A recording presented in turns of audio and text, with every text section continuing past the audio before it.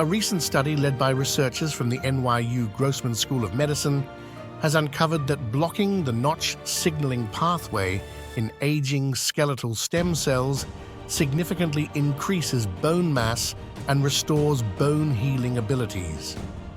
This study focused on immature stem cells found in bone marrow, which can mature into either bone-making cells or fat-making cells.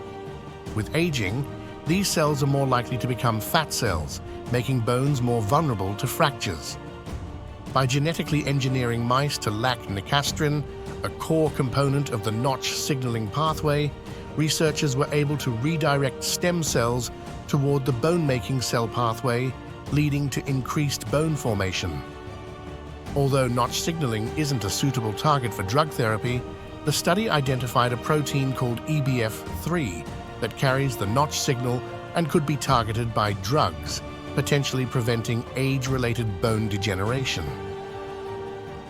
Age-related bone loss is a common cause of age-associated impairment, and there are currently no therapeutics to rescue or maintain bone-making function in aging skeletal stem cells.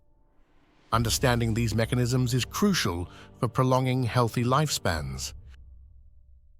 If you enjoyed this video, please give it a thumbs up and subscribe to my channel for more great content.